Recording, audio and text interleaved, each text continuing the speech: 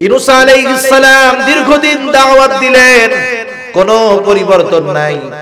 আল্লাহ তাআলা ইউনূস আলাইহিস সালামকে জানায় দিলেন, পয়গম্বর 3 দিন পরে গজব আসবে, আপনি তাদেরকে একটু গজবের খবরটা জানায় দেন। ইউনূস আলাইহিস সালাম যখন তার উম্মতদেরকে 3 দিন পরে গজব আসার ঘোষণা জানায় দিলেন, এদের মধ্যে পরিবর্তন পরিলক্ষিত হলো ঠিক, কিন্তু ব্যতিক্রম, আগের চাইতে অবাধ্যতা আরো বেড়ে গেল। এখন তারা আল্লাহর গজব নিয়ে মজা করা শুরু করেছে। 2 দিন অতিবাহিত হয়ে গেছে, কোনো পরিবর্তন নাই। ইউনূস আলাইহিস সালাম চিন্তা করলেন, এদের যেহেতু পরিবর্তন নাই, গজব তো আসবেই। ইউনূস আলাইহিস সালাম আল্লাহ তাআলার নির্দেশ আসার আগে অতীতের সব ঘটনার উপরে কিয়াস করে তিনি এলাকা ছেড়ে চলে গেলেন। কারণ আল্লাহ তাআলা যখন কোথাও আযাব দেন, গজব দেন, আগে ওই এলাকায় যেই নবীকে নিযুক্ত করেন তাকে আর মুমিনদেরকে আল্লাহ নিরাপদে সরায় নেয়। فلما ترى الجمعان قال أصحاب موسى إنا لمدركون। আল্লাহ রাব্বুল আলামিন বলেন, যখন একদল অপর দলকে দেখতে পাইল, قال أصحاب موسى إنا لمدركون। মুসা আলাইহিস সালামের সাথীরা বলতেছে, মুসা আমরা ধরা পড়ে গিয়েছি। যদিও এখনো ধরা পড়ে নাই, তথাপি ধরা পড়ে গিয়েছি এ কথা বলার কারণ হলো বাঁচার আর কোনো উপায় নাই। 3 দিক দিয়ে ফেরাউন তাদের ঘিরে ধরছে, আর একদিকে সমুদ্র। হয়তো ফেরাউনের সৈন্যবাহিনীর অস্ত্রের আঘাতে মরতে হবে, না হয় সমুদ্রের মধ্যে পড়ে মরতে হবে। যুদ্ধ করার জন্য কোনো অস্ত্র নাই। আসন্ন বিপদের ভয়াবহতা অনুধাবন করতে পেরে মুসা আলাইহিস সালামের সাথীরা বলতেছে, মুসা ধরা পড়ে গিয়েছি। প্রত্যেকটা নবী হলেন তার উম্মতের নেতা। মুসা আলাইহিস সালাম তার উম্মতের নেতা। নেতার কাজ হলো তার অনুসারীরা যখন ঝিমিয়ে পড়ে, অন্তরের মধ্যে ভীতি সঞ্চার হয়, নেতা তার বক্তব্যের মাধ্যমে ঝিমিয়ে পড়া অনুসারীদের মধ্যে প্রাণ ফিরিয়ে আনে, লতা ফিরিয়ে আনে। মুসা আলাইহিস সালামের সাথীরা বলতেছে, ইন্না লামুদরাকুন। আর মুসা আলাইহিস সালাম দাঁড়ায় বলেন, কাল্লা ইন্না মাইয়া রাব্বি সায়াহদিন। মুসা আলাইহিস সালাম বলতেছে, কাল্লা, কখনোই ধরা পড়ব না, এখনো পড়ব না, পরেও পড়ব না। ফেরাউন কখনোই আমাদের ধরতে পারবে না। বনি ইসরাইলদের অভ্যাস ছিল কথায় কথায় শুধু প্রশ্ন করত, কিন্তু মুসা আলাইহিস সালাম এই অল্প কথার মধ্যে বনি ইসরাইলীদের অন্তরে আগত অনাগত সম্ভবত সব ধরনের প্রশ্নের জবাব জানায়া দিলেন।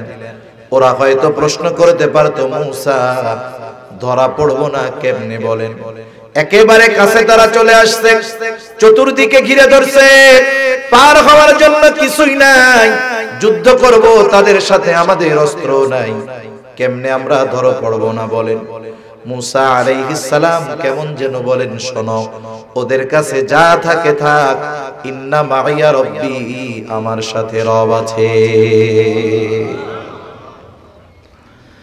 হিজরতের সময় যখন রাসূলুল্লাহ সাল্লাল্লাহু আলাইহি ওয়াসাল্লাম রওনা দিয়েছেন, মক্কা থেকে মদিনা উত্তর দিক, কিন্তু নবীজি কৌশলগত কারণে সফর শুরু করেছেন দক্ষিণ দিক। 3 দিন সাওর পর্বতের গুহার মধ্যে নবীজি আত্মগোপনে আছেন। কাফেররা এতটা চতুর ছিল, ওরা খুঁজতে খুঁজতে ঠিকই গর্তের গোড়ায় পৌঁছায়া গেছে।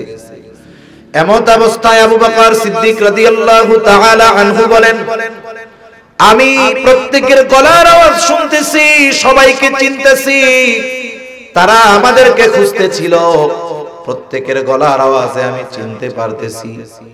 আবু বকর বলেন, আমাদেরকে পাওয়ার জন্য, দেখার জন্য বেশি দূরে যাওয়া লাগতো না। ওরা যদি শুধু ওদের নিজেদের পায়ের দিকে তাকাইতো, আমাকে আর রাসূলুল্লাহ সাল্লাল্লাহু আলাইহি ওয়াসাল্লামকে দেখে ফেলতে পারতো। এমত অবস্থায় আবু বকর সিদ্দিক রাদিয়াল্লাহু তাআলা আনহুর চেহারায় ভয় চিন্তার ছাপ। নবীজি সাল্লাল্লাহু আলাইহি ওয়াসাল্লাম দেখলেন আবু বকরের চেহারায় চিন্তার ছাপ, ভীতির ছাপ। আবু বকর তো আমাদের বাংলাদেশীদের মতো আশিকে রাসূল না, আবু বকর তো এমন আশিকে রাসূল। আবু বকর যদি 100 জীবন তাকে দেওয়া হতো, আর ওই 100 জীবন যদি নবীর জন্য কোরবান করতে বলা হতো, আবু বকর 100 জীবন নির্দ্বিধায় নবীর জন্য কোরবান করতে প্রস্তুত ছিল। আবু বকর নিজের জীবনের ভয়ে ভীত নয়, চিন্তিত নয়, নবীজির জন্য চিন্তিত। নবীজিও বুঝতে পারছে আবু বকর চিন্তিত। রাসূলুল্লাহ সাল্লাল্লাহু আলাইহি ওয়াসাল্লাম তখন আবু বকরকে বললেন, আবু বকর কি মনে করতেছো? এই গর্তের মধ্যে কি শুধু তুমি আর আমি দুইজন নাকি? ও আবু বকর, নবীজি আবু বকর সিদ্দিক রাদিয়াল্লাহু তাআলা আনহুকে কি কথা বলছে? দুনিয়ার কেউ ওইখানে ছিল না, কিন্তু আল্লাহ তাআলা শুনেছেন, তিনি জানেন কি বলছে। সে কথা আল্লাহ তাআলা কোরআনুল কারীমের মধ্যে বলেন, ইদহুমা ফিল গারি ইয ইয়াকুলু লিসাহিবিহি লা তাহজান ইন্নাল্লাহা মা'ানা। ও আবু বকর, তুমি ভীত হয়ো না, চিন্তিত হয়ো না। এই গর্তের মধ্যে শুধু তুমি আর আমি দুইজন এমন নয়, ইন্নাল্লাহা মা'ানা, এই নির্জন গর্তে তোমার আমার সাথে যিনি আছেন তিনি কে? সেজন্য আল্লাহ তাআলা যার সাথে থাকে, দুনিয়ার সব শক্তি যদি তার বিরুদ্ধে চলে যায় কিছু করতে পারে না। এই যে দেখেন হামাসের বিরুদ্ধে যুদ্ধ চলতেছে, গোটা দুনিয়া একদিকে, গোটা ফিলিস্তিনও নয়, শুধুমাত্র একটা সংগঠন হামাস, এরা যুদ্ধ করতেছে ইসরায়েলের বিরুদ্ধে। ইসরায়েল ব্যবহার করতেছে এই দুনিয়ার সর্বাধুনিক প্রযুক্তি, কিন্তু এরপরেও কুলায়া উঠতে পারে না। এই যে 2 দিন আগে খবর শুনলাম, দলে দলে ইসরায়েলেরা তাদের দেশের দিকে পালায়া চলে যাচ্ছে। এই সৈন্যবাহিনী, এদের হাতে দামি অস্ত্র নাই, আধুনিক প্রযুক্তি নাই, কিন্তু ওই শক্তিশালী জালেমের বিরুদ্ধে লড়াইয়ে এদের বিজয়ের অন্যতম কারণ হলো এদের সাহায্যকারী কে? মুসা আলাইহিস সালাতু ওয়াস সালাম বলেন, ইন্না মাইয়া রাব্বি, আমার সাথে রব আছে, চিন্তা করো না, ভয় পেও না, সায়াহদিন, এখনই তিনি আমাদেরকে পথ দেখায়া দিবেন। আল্লাহ তাআলাও পথ দেখায়া দেন। আল্লাহ তাআলা বলেন, ফাআউহাইনা ইলা মূসা আনিদরিব বিআসাকাল বাহর فانفلق فكان كل فرق كالطود العظيم। আল্লাহ তাআলা বলেন, আমি মূসা আলাইহিস সালামের কাছে প্রত্যাদেশ প্রেরণ করলাম, ওহী পাঠাইলাম, মূসা আপনি লাঠিটা দিয়ে সাগরের উপরে আঘাত করেন। মূসা আলাইহিস সালাম জিজ্ঞাসা করেন নাই কেন আঘাত করব, আঘাত করলে বাড়ি মারলে কি হবে? আল্লাহ তাআলা নির্দেশ দিলেন, মূসা আলাইহিস সালাতু ওয়াস সালাম হাতের লাঠিটা দিয়ে সাগরের উপরে বাড়ি মারলেন। অবস্থা কি হলো? আল্লাহ তাআলা বলেন, ফানফালাকা, মূসা লাঠি দিয়ে বাড়ি মারার সাথে সাথে সাগরটা ফেটে 2 ভাগে বিভক্ত হয়ে গেল। ফাকানা কুল্লু ফিরকিন কাত্তাউদিল আযীম, প্রত্যেকটা ভাগ 2 দিকে সরে উঁচু পাহাড় সদৃশ্য দেয়ালের মতো হয়ে গেল, মাঝখান দিয়ে রাস্তা হয়ে গেল। বনি ইসরাইলের 12 গোত্রের জন্য 12টা রাস্তা। আল্লাহ তাআলার নির্দেশে মুহূর্তের ভিতরে ওই কর্দযুক্ত রাস্তাটা শুকনা ঠনঠনা হয়ে গেল। আল্লাহ তাআলা কোরআনুল কারীমের আরেক জায়গায় বলেন, ওয়াজাওয়াজনা বিবানি ইসরাঈলাল বাহরা ফাআতবাআহুম ফিরআউনু বিজুনুদিহি বাগয়ান ওয়া আদওয়া। আল্লাহ তাআলা বলেন, আমি বনি ইসরাইলদেরকে সাগর পার করায়া দিলাম। মুফাসসিরিন কেরাম বলেন, বনি ইসরাইল যখন সমুদ্রের মাঝ রাস্তায় পৌঁছায়া গেছে, ফিরআউন আইসা তীরে দাঁড়াইছে। ফিরআউনও কিন্তু খুব ভালো মতো জানে এই পথ বনি ইসরাইলদের জন্য নিরাপদ, কিন্তু আমার জন্য বড় বিপদ। কিন্তু মানুষ যখন প্রচন্ড সীমালঙ্ঘনতার সর্বোচ্চ পর্যায়ে পৌঁছায় যায়, সর্বোচ্চ সীমালঙ্ঘনকারী হয়ে যায়, যখন অহংকার তাকে পূর্ণ বেষ্টন করে বসে, ওই সময় এমন কিছু সিদ্ধান্ত মানুষ নিয়ে নেয় যেটা তার চূড়ান্ত পতনের অনিবার্য কারণ হয়ে দাঁড়ায়। ফেরাউন জানে যে এখানে গেলে আমার বিপদ আছে, কিন্তু এরপরেও সে অনুসরণ করা শুরু করলো। আল্লাহ তাআলা বলেন ফাআতবাহুম ফিরআউন বিজুনুদিহি বাগিয়ান ওয়া আদওয়া। ফেরাউন তার সৈন্য সামন্ত সহ শত্রুতা বশত সীমা লঙ্ঘন করে তাদের পেছনে ধাওয়া করা শুরু করলো। এইবার মূসা আলাইহিস সালাম তার উম্মতদেরকে নিয়ে পৌঁছায় গেলেন অপর প্রান্তে। ফেরাউন তার বাহিনী নিয়ে আসছে মাঝ দরিয়ায়, মাঝ সমুদ্রে আসছে, মাঝ রাস্তায় আসছে। বলেন তো, রাস্তা যাদের জন্য বানানো হলো, যখন তাদের রাস্তা ব্যবহার শেষ, রাস্তার প্রয়োজন শেষ, ওই রাস্তার আর কোনো দরকার আছে নাকি? আল্লাহ তাআলা রাস্তা বানাইছেন বনি ইসরাইলের জন্য, ফেরাউনের জন্য নয়। আল্লাহ তাআলা নির্দেশ দিলেন পানি আগের অবস্থায় ফিরে যাও, কারণ আল্লাহ তাআলা বলেন এমন মহাপরাক্রমশালী সত্তা, তিনি শুধু বলেন হও আর সাথে সাথে সেটা হয়ে যায়। আল্লাহ তাআলা বলেন ইন্নামা আমরুহু ইযা আরাদা শাইআন আন ইয়াকুলা লাহু কুন ফায়াকুন। আল্লাহ তাআলা যখন কিছু চান, যখন কিছু ইচ্ছা করেন, শুধু বলেন হও, তৎক্ষণাৎ সেটা হয়ে যায়। এইবার সমুদ্রের পানি দুই দিক দিয়ে একসাথে যখন ফেরাউন আর তার বাহিনীর উপরে পড়ছে, একটাও নিচের থেকে উপরে আসতে পারে নাই। কিন্তু আল্লাহ তাআলা তো ফেরাউনকে সহজে ছেড়ে দিবেন না। জিবরাইল আলাইহিস সালাম আয়েশা এক টানে নিচের থেকে উপরে উঠায় আনছে। এখন চলতেছে চুবনি, হাবুডুবু খাইতেছে। ফেরাউন বুঝতে পারছে আমার রবগিরি শেষ। ফেরাউন অনুধাবন করতে পারছে আজকে আর বাঁচার কোনো উপায় নাই। এইবার নিজের রবুবিয়তের দাবি ছেড়ে দিয়ে সে ঘোষণা দেয়। আল্লাহ তাআলা বলেন হাত্তা ইযা আদরাকাহুল গরাকু ক্বালা আমানতু আন্নাহু লা ইলাহা ইল্লাল্লাযী آمنت به بنو إسرائيل وأنا من المسلمين। ফেরাউন বলতেছে আমি ঈমান আনলাম, আল্লাহ ছাড়া কোনো ইলাহ নাই। বনি ইসরাইল যার উপরে ঈমান এনেছে আমিও ঈমান আনলাম। ওয়া আনা মিনাল মুসলিমিন, আমি তো মুসলমানদেরই একজন। কিন্তু আল্লাহ তাআলা জানায়া দিলেন তোমার এই ঈমান গ্রহণ এখন আর কাজ হবে না, তোমার ঈমান কবুল হবে না। কারণ কি? কারণ হলো আল্লাহ তাআলা যখন কোন জাতির উপরে গজব দেন, ওই জাতি যদি গজব আসার পরে ঈমান আনার ঘোষণা দেয়, ঈমান কবুল হয় না।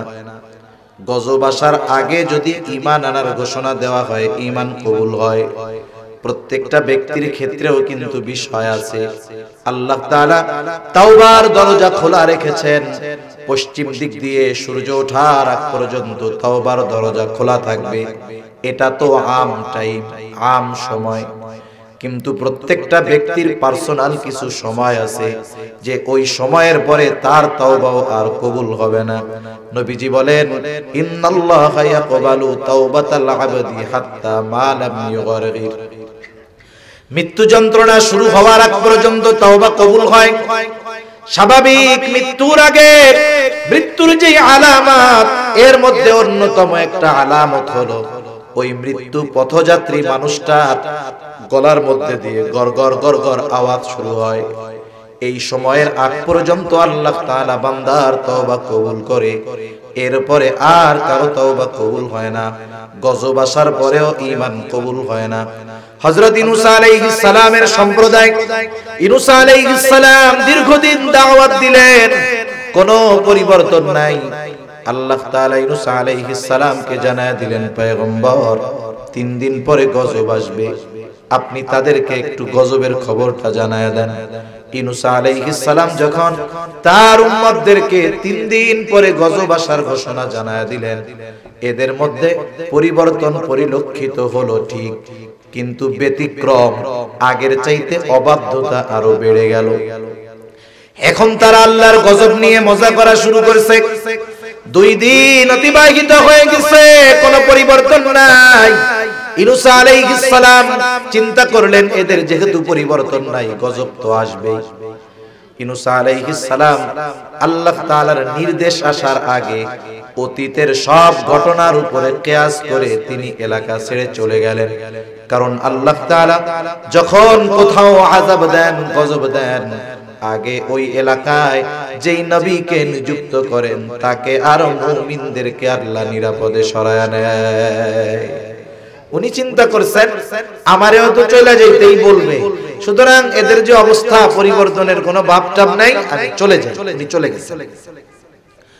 যেই দিন গজব আসবে ওই দিন সকালবেলা ইউনূস আলাইহিস সালামের সম্প্রদায় ইউনূস আলাইহিস সালামের বাড়িতে গেছে। তাদের প্রতিদিনকার কাজ ছিল সকালবেলায় গোসল করে খাওয়া দাওয়া করে আগে ইউনূস আলাইহিস সালামের বাড়িতে যাইতো।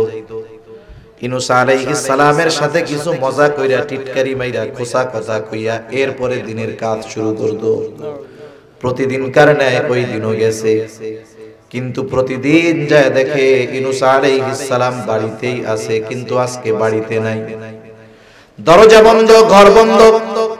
চিন্তা করতেছে, ইউনূসকে এত কষ্ট আমরা দিয়েছি, কখনো সে বাড়ি ছেড়ে কোথাও যায় নাই, আজকে কোথায় গেল? কয়েকজনকে পাঠাইছে, যাও একটু খোঁজ খবর নিয়ে আসো। তারা আশেপাশে সব জায়গায় খোঁজ খবর নিয়ে আইসা বলে, ইউনূস আলাইহিস সালামকে আমরা কোথাও পাই নাই, খোঁজ খবর নাই। এইবার তাদের অন্তরের মধ্যে ভীতি সঞ্চার হলো। সকলে মিলে আল্লাহ তাআলার কাছে তওবা করেছে, ঈমান এনেছে। আল্লাহ তাআলা তাদের ঈমান কবুল করলেন। আসন্ন গজব তাদের উপর থেকে আল্লাহ উঠায় নিয়ে গেলেন। তাহলে ইউনূস আলাইহিস সালামের সম্প্রদায়ের ঈমান তাওবা কবুল হওয়ার কারণ হলো তারা গজব আসার আগে ঈমান আনার ঘোষণা দিয়েছে। আর ফেরাউনের ঈমান কবুল না হওয়ার কারণ হলো ওর যখন গজবের মধ্যে পড়ছে, ওর উপরে যখন গজব পতিত হয়েছে, তখন ঈমান আনার ঘোষণা দিয়েছে। আল্লাহ তাআলা ফেরাউনের ঈমান কবুল করলেন না। আল্লাহ তাআলা জানায়া দিলেন, তুমি তো মরবা, তবে শুইনা রাখো, ফালইয়াউমা নুনাজ্জিকা বিবাদানিকা লিতাকুনা লিমান খালফাকা আয়া ওয়া ইন্না কাসীরাম মিনান নাস আন আয়াতিনা লাগাফিলুন। আমি তোমার দেহটাকে আজকে সংরক্ষণ করব। কেন? মিশরের জাদুঘরে আছে। কেন সংরক্ষণ করব? লিতাকুনা লিমান খালফাকা আয়া, যাতে করে তুমি তোমার পরবর্তীতে যারা আসবে তাদের জন্য শিক্ষণীয় বিষয় হও। কিন্তু আফসোস, গোটা দুনিয়ার সব শাসক মিশরের জাতীয় জাদুঘরে গিয়া ফেরাউনের দেহটা দেখে, কিন্তু ফেরাউনের ওই করুণ পরিণতি থেকে শিক্ষা গ্রহণ করে না। গোটা দুনিয়ার শাসকরা যদি ফেরাউনের ওই করুণ পরিণতি থেকে শিক্ষা গ্রহণ করত, গোটা দুনিয়ায় ইনসাফ আর ন্যায় বিচারের সুবাতাস বইত। এখন ফেরাউনের এই পরিণতি সমুদ্রের ওই পারে দাঁড়ায়া মুসা আলাইহিস সালাম তার উম্মতরা দেখছে। বলেন তো, এই দৃশ্য দেখবার পরে বনি ইসরাইলদের আল্লাহর প্রতি আর তাদের নবীর প্রতি আস্থা, ভরসা, ঈমান বাড়ার দরকার ছিল কি ছিল না? বনি ইসরাইলরা দেখছে ফেরাউন মরছে, এখন বলে, ও মুসা, এই জায়গায় কেমনে থাকবো? ঘরবাড়ি তো কিছুই নাই, মিশরেই ভালো ছিলাম।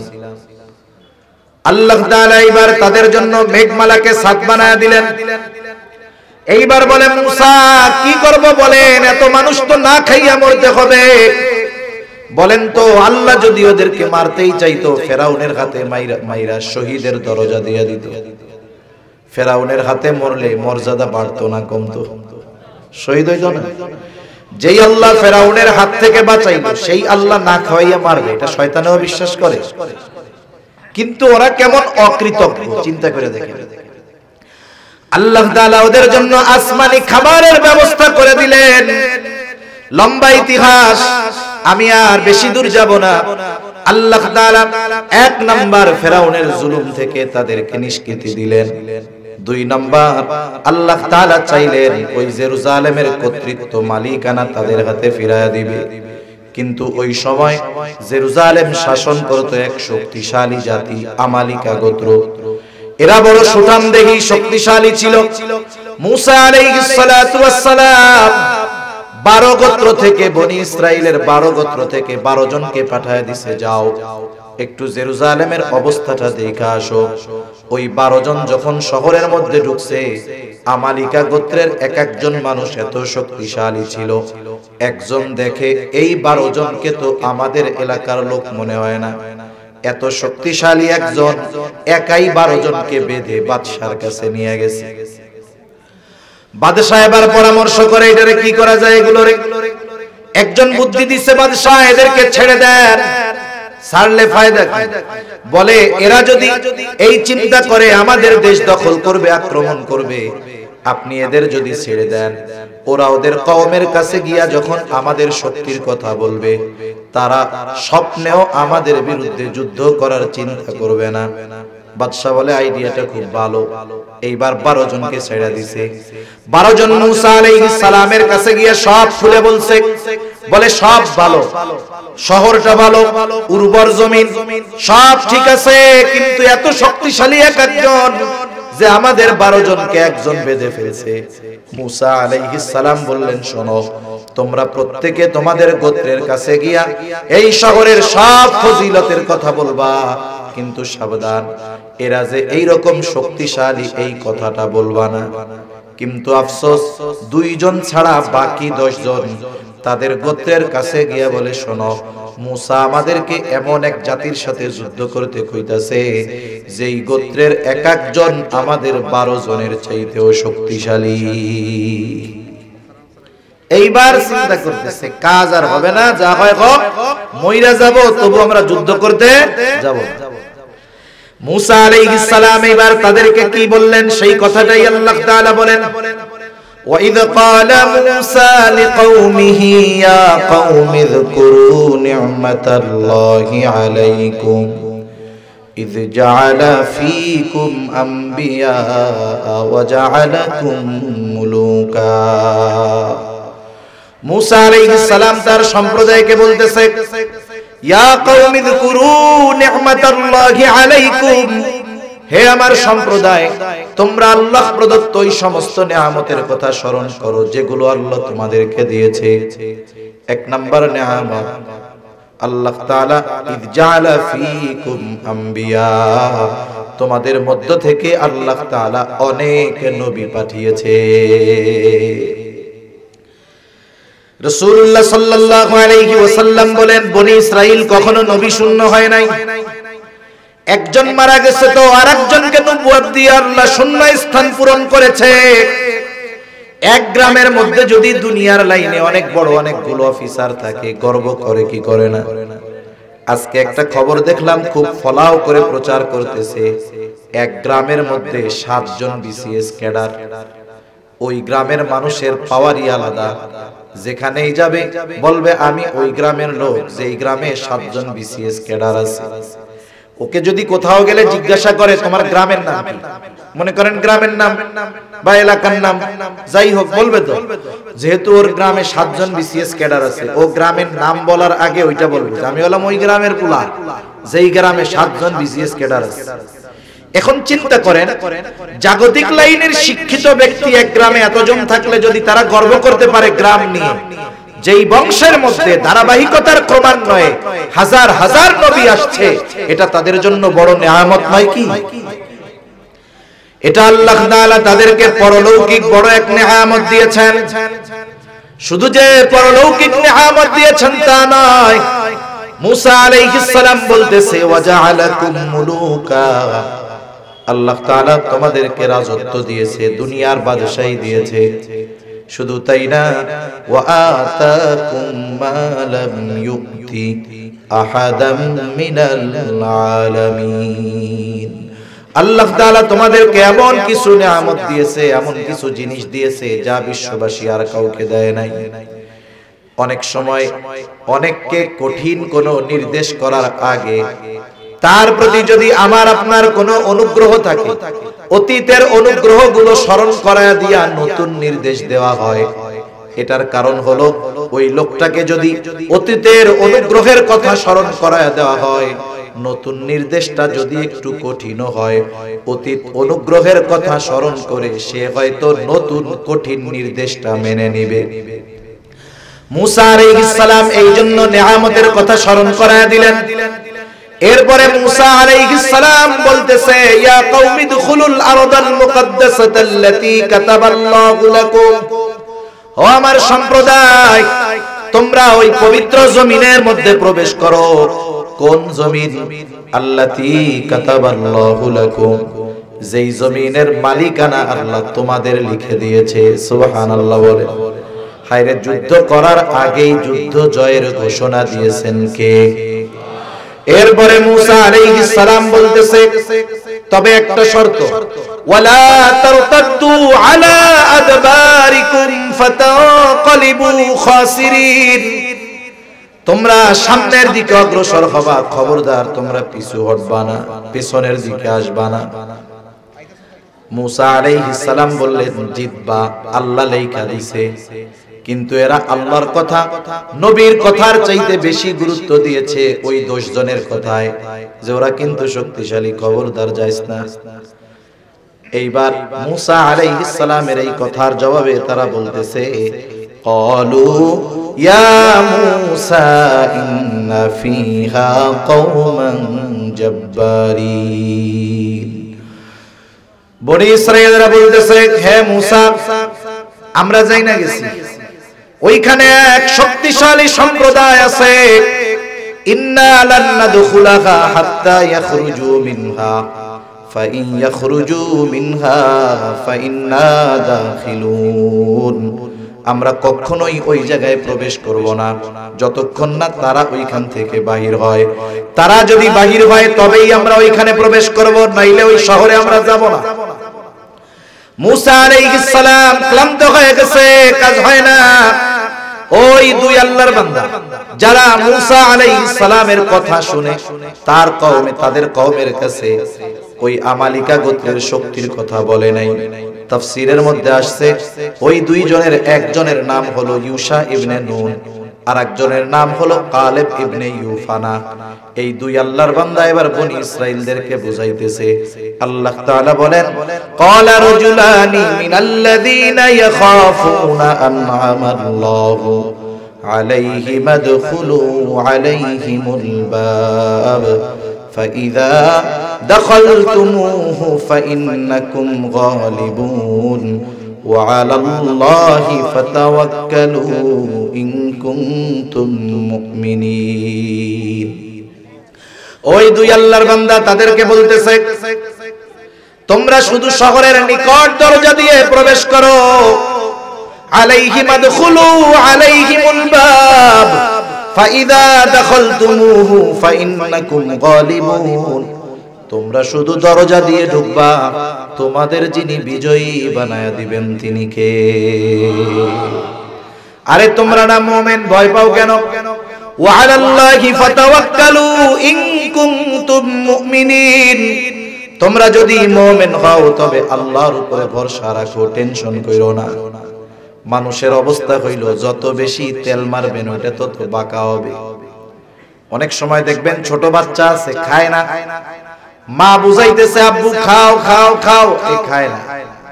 এইবার মা বুঝাইলাম তো বাবা বলে আব্বু খাও খাও খাও। বলেন তো ছোট বাচ্চা আরো তেড়া হয় নাকি সোজা হয়? মনে মনে কয়, আব্বা আমার মা পেটে রাখছে, মা বুঝায় পারলো না, তুমি আব্বা বুঝায় ফেলবা। বনি ইসরাঈলরা কেমন যেন বলে, পয়গম্বর মুসা আল্লাহর সাথে কথা কয়, কালিমুল্লাহ সে বুঝায় পারে নাই, তোমরা দুইজন আমাদেরকে বুঝায় ফেলবা। এইবার আরো কঠোর কথা বলে। হুজুর আসছে? আসছে হুজুর?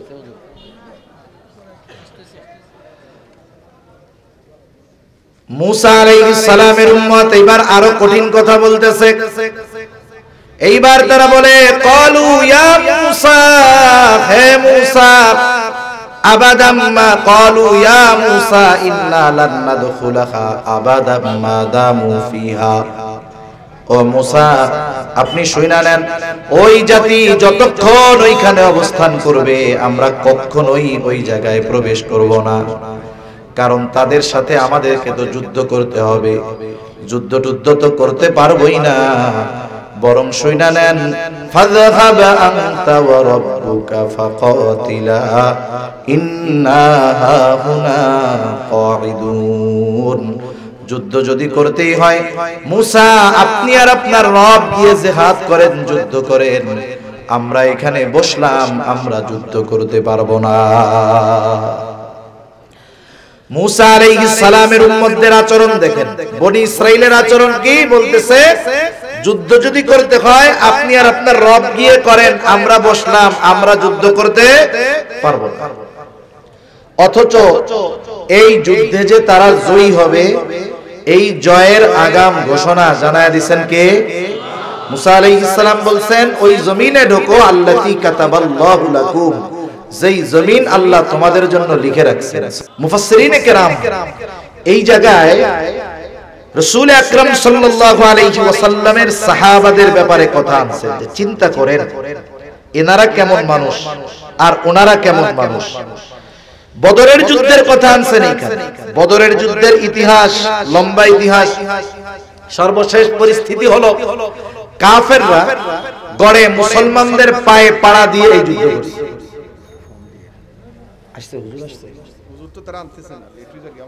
আমি শেষ করে দেব, আমার সময় শেষ, 11টা। মূসা আলাইহিস সালামের উম্মত আর মূসা আলাইহিস সালামের সাথী আর আমার আপনার নবীর সাথী কেমন, এই বিষয়টার ব্যাপারে মুফাসসিরিনে কেরাম আলোচনা করেছেন। বদরের যুদ্ধ যখন হবে, এটা এত বড় যুদ্ধ হওয়ার কথা ছিল না, কিন্তু হয়ে গেছে। যখন কাফেররা যুদ্ধ করার জন্য প্রস্তুত, কাফেররা যুদ্ধ করার জন্য তৈয়ার, রাসূলুল্লাহ সাল্লাল্লাহু আলাইহি ওয়াসাল্লাম সাহাবাদেরকে নিয়ে পরামর্শে বসলেন। প্রথমে মুহাজিরদের পরামর্শ চাইলেন, কি করা যায়, যুদ্ধ না করে তো উপায় নাই।